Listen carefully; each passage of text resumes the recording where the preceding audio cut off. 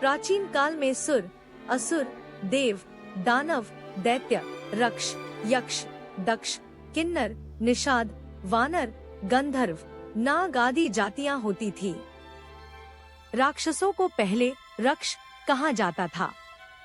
रक्ष का अर्थ जो समाज की रक्षा करें। राक्षस लोग पहले रक्षा करने के लिए नियुक्त हुए थे, लेकिन बाद में इनकी प्रवृत्तियां बदलने के कारण और अपने कर्मों के कारण बदनाम होते गए और आज के संदर्भ में इन्हें असुरों और दानवों जैसा ही माना जाता है। देवताओं की उत्पत्ति अदिति से, असुरों की दिति से, दानवों की दनु, कद्रु से नाग की मानी गई है। पुराणों के अनुसार कश्यप की सुरसा नामक रानी से यातुधान राक्षस उत्पन्न हुए, लेकिन एक कथा के अनुसार प्रजापिता ब्रह्मा ने समुद्रगत जल और प्राणियों की रक्षा के लिए अनेक प्रकार के प्राणियों को उत्पन्न किया। उनमें से कुछ प्राणियों ने रक्षा की जिम्मेदारी संभाली तो वे राक्षस कहलाए, और जिन्होंने यक्षण पूजन करना स्वीकार किया वे यक्ष कहलाए। जल की रक्षा करने के महत्वपूर्ण कार्य को संभालने के लिए यह जाति पवित्र मानी जाती थी। राक्षसों का प्रतिनिधित्व इन दोनों लोगों को सौंपा गया, हेती और प्रहेती। ये दोनों भाई थे। ये दोनों भी दैत्यों के प्रतिनिधि मधु और कैटब के समान ही बलशाली और पराक्रमी थे। प्रहेती धर्मात्मा था तो हेती को राजपाट और राजनीति में ज्यादा रुचि थी। रामायण काल में जहाँ विचित्र तरह के मानव और पशु पक्षी होते थे, वहीं उस काल में राक्षसों का आतंक बहुत ज्यादा बढ़ गया था। राक्षसों में मायावी शक्तियाँ होती थी। वे अपनी शक्ति से देव और मानव को आतंकित करते रहते थे। रामायण काल में संपूर्ण दक्षिण भारत और दंडकारण्य क्षेत्र, मध्य प्रदेश, छत्तीसगढ़ पर राक्षसों का आतंक था। दंड नामक राक्षस के कारण ही इस क्षेत्र का नाम दंडकारण्य पड़ा था। आइए जानते हैं रामायण काल के वे 10 राक्षस जिनका डंका बजता था। पहले राक्षस उत्पत्ति की कथा। राक्षस हेती और प्रहेती। राक्षसों का प्रतिनिधित्व 2 लोगों को सौंपा गया, हेती और प्रहेती। ये दोनों भाई थे। हेती ने अपने साम्राज्य विस्तार हेतु काल की पुत्री भया से विवाह किया। भया से उसके विद्युत्केश नामक एक पुत्र का जन्म हुआ। उसका विवाह संध्या की पुत्री सालकटंकटा से हुआ। माना जाता है कि सालकटंकटा व्यभिचारिणी थी। इस कारण जब उसका पुत्र जन्मा तो उसे लावारिस छोड़ दिया गया। विद्युत्केश ने भी उस पुत्र की यह जानकर कोई परवाह नहीं की कि यह न मालूम किसका पुत्र है। बस यहीं से राक्षस जाति में बदलाव आया। शिव और माँ पार्वती की उस अनाथ बालक पर नजर पड़ी और उन्होंने उसको सुरक्षा प्रदान की। उस अबोध बालक को त्याग देने के कारण माँ पार्वती ने शाप दिया कि अब से राक्षस जाति की स्त्रियां जल्द गर्भ धारण करेंगी और उनसे उत्पन्न बालक तत्काल बढ़कर माता के समान अवस्था धारण करेगा। इस शाप से राक्षसों में शारीरिक आकर्षण कम, विकरालता ज्यादा रही। शिव और पार्वती ने उस बालक का नाम सुकेश रखा। शिव के वरदान के कारण वह निडर था। वह निर्भीक होकर कहीं भी विचरण कर सकता था।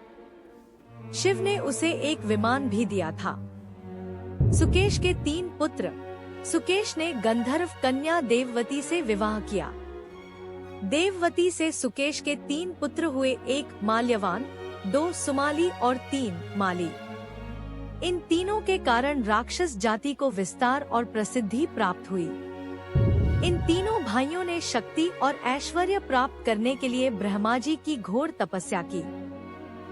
ब्रह्मा जी ने इन्हें शत्रुओं पर विजय प्राप्त करने और तीनों भाइयों में एकता और प्रेम बना रहने का वरदान दिया।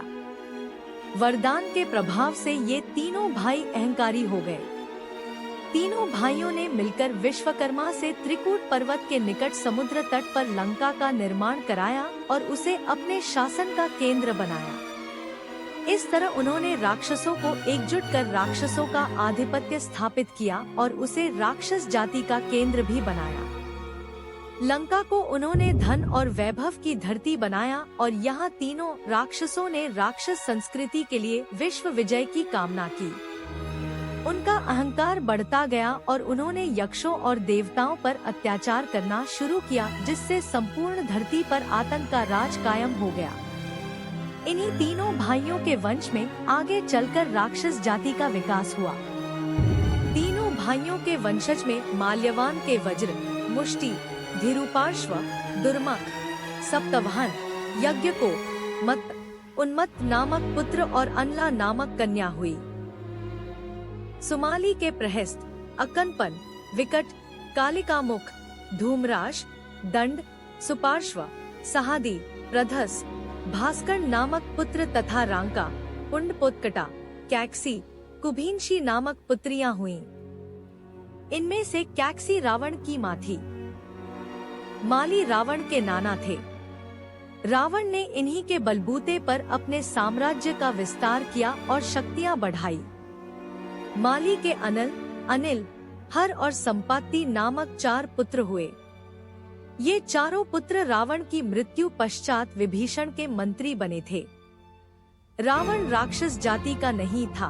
उसकी माता राक्षस जाति की थी, लेकिन उनके पिता यक्ष जाति के ब्राह्मण थे। आइए विस्तार से चर्चा करें। नंबर 1, राक्षसराज रावण। माली की पुत्री कैक्सी रावण की माता थी। रावण का अपने नाना की ओर झुकाव ज्यादा था, इसलिए उसने देवों को छोड़कर राक्षसों की उन्नति के बारे में ज्यादा सोची। रावण एक कुशल राजनीतिज्ञ, सेनापति और वास्तुकला का मर्मज्ञ होने के साथ साथ ब्रह्मज्ञानी तथा बहुविद्याओं का जानकार था। राक्षसों के प्रति उसके लगाव के चलते उसे राक्षसों का मुखिया घोषित कर दिया गया था। रावण ने लंका को नए सिरे से बसाकर राक्षस जाति को एकजुट किया और फिर से राक्षस राज कायम किया। उसने लंका को कुबेर से छीना था। उसे मायावी इसलिए कहा जाता था कि वह इंद्रजाल, तंत्र, सम्मोहन और तरह तरह के जादू जानता था। उसके पास एक ऐसा विमान था जो अन्य किसी के पास नहीं था। इस सभी के कारण सभी उससे भयभीत रहते थे। पौराणिक मान्यता अनुसार एक शाप के चलते असुरराज विष्णु के पार्षद जय और विजय ने ही रावण और कुंभकर्ण के रूप में फिर से जन्म लेकर धरती पर अपना साम्राज्य स्थापित किया। द्वापर युग में यही दोनों शिशुपाल व दंतवक्त्र नाम के अनाचारी के रूप में पैदा हुए थे। इनको 3 जन्मों की सजा थी। रावण ने रक्ष संस्कृति का विस्तार किया था। रावण ने कुबेर से लंका और उनका विमान छीना। रावण ने राम की सीता का हरण किया और अभिमानी रावण ने शिव का अपमान किया था। विद्वान होने के बावजूद रावण क्रूर, अभिमानी, दंभी और अत्याचारी था। नंबर 2, कालनेमी। कालनेमी राक्षस रावण का विश्वस्त अनुचर था। यह भयंकर, मायावी और क्रूर था। इसकी प्रसिद्धि दूर दूर तक थी। रावण ने इसे एक बहुत ही कठिन कार्य सौंप दिया था। जब राम रावण युद्ध में लक्ष्मण को शक्ति लगने से वे बेहोश हो गए थे, तब हनुमान को तुरंत ही संजीवनी लाने का कहा गया था। हनुमान जी जब द्रोणाचल की ओर चले तो रावण ने उनके मार्ग में विघ्न उपस्थित करने के लिए कालनेमी को भेजा। कालनेमी ने अपनी माया से तालाब, मंदिर और सुंदर बगीचा बनाया और वह वहीं एक ऋषि का वेश धारण कर मार्ग में बैठ गया। हनुमान जी उस स्थान को देखकर वहां जलपान के लिए रुकने का मन बनाकर जैसे ही तालाब में उतरे तो तालाब में प्रवेश करते ही एक मगरी ने अकुलाकर उसी समय हनुमान जी का पैर पकड़ लिया। हनुमान जी ने उसे मार डाला। फिर उन्होंने अपनी पूंछ से कालनेमी को जकड़कर उसका वध कर दिया। नंबर 3, सुबाहु। ताड़का के पिता का नाम सुकेतु यक्ष और पति का नाम सुंद था। सुंद एक राक्षस था, इसलिए यक्ष होते हुए भी ताड़का राक्षस कहलाई। अगस्त्य मुनि के शाप के चलते इसका सुंदर चेहरा कुरूप हो गया था, इसलिए उसने ऋषियों से बदला लेने की ठानी थी। वह आए दिन अपने पुत्रों के साथ मुनियों को सताती रहती थी। यह अयोध्या के समीप स्थित सुंदर वन में अपने पति और 2 पुत्रों सुबाहु और मारीच के साथ रहती थी। ताड़का के शरीर में 1000 हाथियों का बल था। उसके कारण ही सुंदर वन को पहले ताड़का वन कहा जाता था। सुबाहु भी भयंकर था और वह प्रतिदिन ऋषियों के यज्ञ में उत्पात मचाता था। उसी वन में विश्वामित्र सहित अनेक ऋषि मुनि तपस्या करते थे। ये सभी राक्षसगण हमेशा उनकी तपस्या में बाधाएं खड़ी करते थे। विश्वामित्र एक यज्ञ के दौरान राजा दशरथ से अनुरोध कर एक दिन राम और लक्ष्मण को अपने साथ सुंदर वन ले गए। राम ने ताड़का का और विश्वामित्र के यज्ञ की पूर्णाहुति के दिन सुबाहु का भी वध कर दिया था। राम के बाण से मारीच आहत होकर दूर दक्षिण में समुद्र तट पर जा गिरा। नंबर 4 मारीच। राम के तीर से बचने के बाद ताड़का पुत्र मारीच ने रावण की शरण ली। मारीच लंका के राजा रावण का मामा था। जब शूरपणखा ने रावण को अपने अपमान की कथा सुनाई तो रावण ने सीताहरण की योजना बनाई। सीताहरण के दौरान रावण ने मारीच की मायावी बुद्धि की सहायता ली। रावण महासागर पार करके गोकर्ण तीर्थ में पहुंचा, जहां राम के डर के कारण मारीच छिपा हुआ था। वह रावण का पूर्व मंत्री रह चुका था। रावण को देखकर मारीच ने कहा कि राक्षसराज, ऐसी क्या आवश्यकता आ पड़ी जो आपको मेरे पास आना पड़ा। रावण ने गुस्से से भरकर कहा कि राम लक्ष्मण ने शूरपणखा के नाक कान काट दिए और अब हमें उनसे बदला लेना होगा। मारीच ने कहा, हे रावण, श्री रामचंद्र जी के पास जाने में तुम्हारा कोई लाभ नहीं है। मैं उनका पराक्रम जानता हूँ।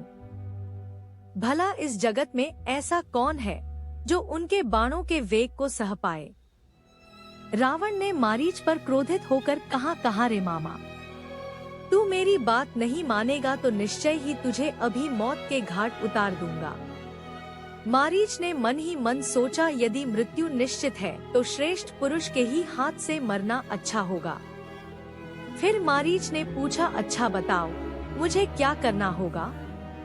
रावण ने कहा, तुम एक सुंदर हिरण का रूप बनाओ जिसके सींग रत्नमय प्रतीत हो, शरीर भी चित्र विचित्र रत्नों वाला ही प्रतीत हो। ऐसा रूप बनाओ कि सीता मोहित हो जाए। अगर वे मोहित हो गईं, तो जरूर वो राम को तुम्हें पकड़ने भेजेंगी। इस दौरान मैं उसे हर कर ले जाऊंगा।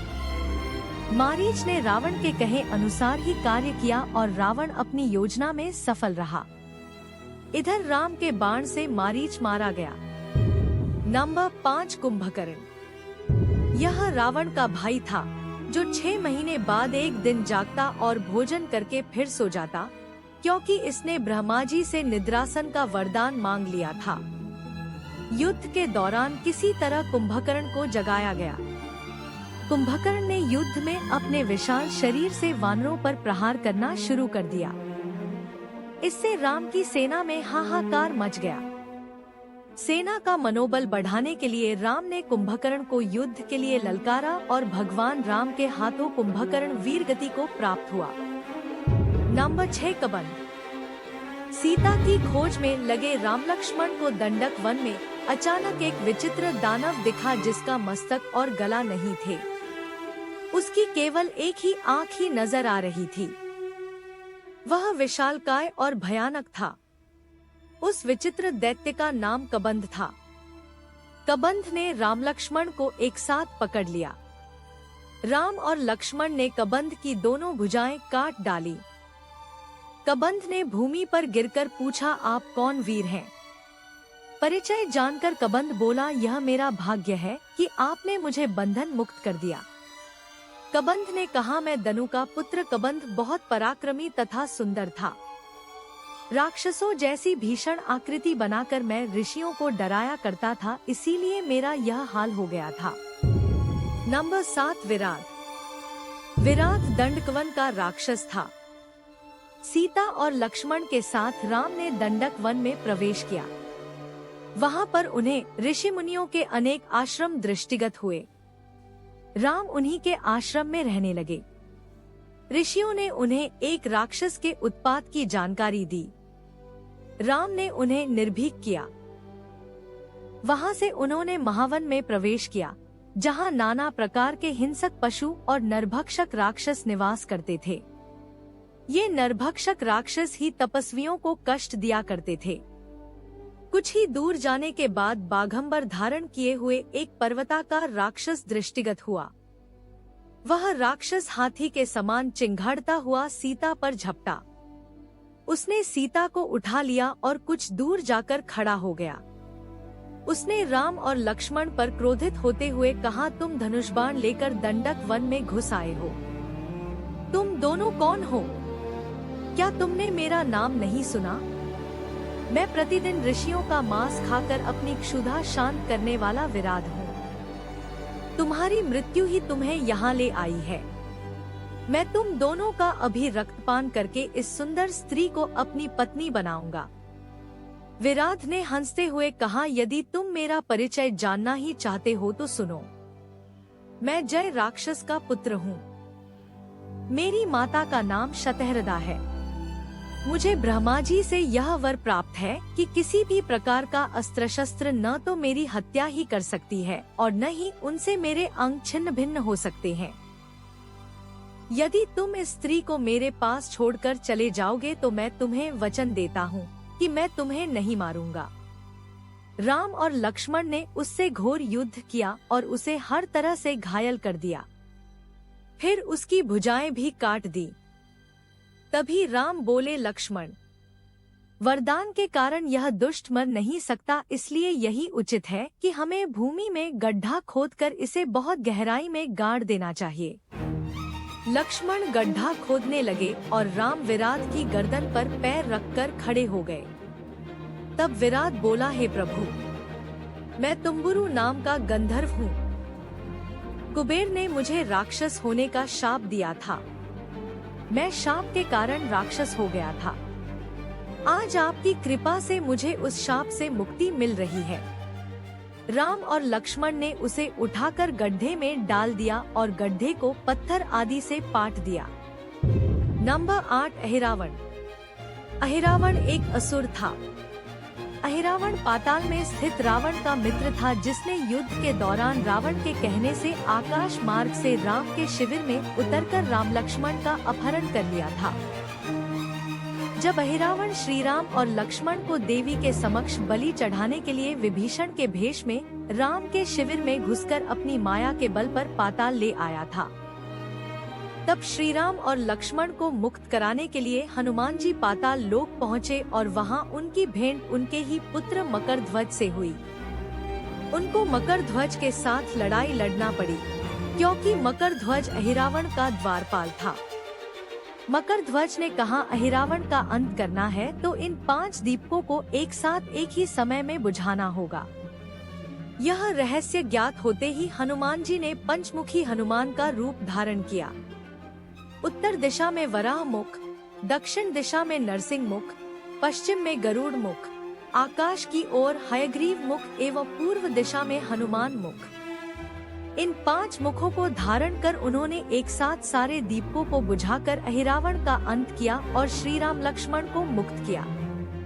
हनुमान जी ने अहिरावण का वध कर प्रभु श्री राम और लक्ष्मण को मुक्त कराया और मकरध्वज को पाताल लोक का राजा नियुक्त करते हुए उसे धर्म के मार्ग पर चलने की प्रेरणा दी। नंबर 9, खर और दूषण। ये दोनों रावण के विमात्रिज सौतेले भाई थे।